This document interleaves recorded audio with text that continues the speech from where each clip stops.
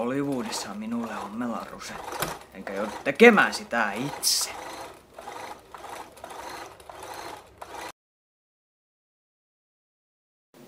Näyttelijänäkin minun täytyy pystyä parempaan. Muuten en saa Oscaria. 500 lampasta, 501, 502, 503, 504.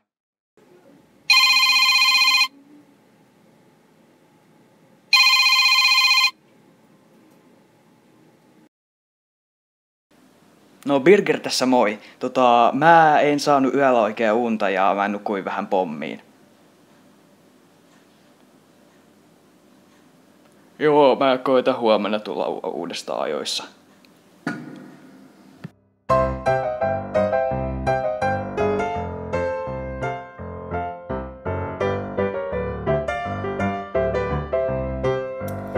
No niin, nyt meillä olisi sitten tällainen alkukeskustelun paikka.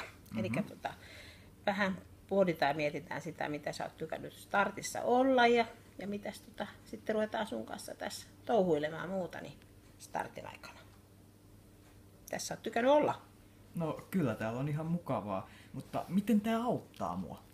No ainakin niissä se on nyt auttanut, kun mitä sä oot sanonut, mitä vaikeuksia siellä on esimerkiksi just tää nukkumisen kanssa ja sitten kun on tullut siellä kotona pelkästään oltu, että siellä vaan niin olet. Sitten tietty että sä lähdet sieltä kotoa liikkeelle. Tulee uusia asioita. No joo, kyllä sä oot oikeassa. No mitäs sä sitten haluaisit tehdä? Mitäs toiveita ja haaveita sulla olisi sitten siihen tulevaisuuteen, jos ruvetaan niitä sitten miettimään? Maailman kuuluisan näyttelijän urasta. Jaha. No, kyllä siihenkin sitten näitä vaihtoehtoja on. Eli sitten se tarkoittaa sitä, että se olisi joku tämmöinen teatterikoulu. Mutta miltä kuulostaisi tämmöinen teatterikorkeakoulu? Kuulostaa ihan sika hyvältä. Eli lähdettäisiin nyt sitten selvittelemään, mitä mahdollisuuksia sinne olisi päästä ja mitä sen eteen täytyisi tehdä. Joo.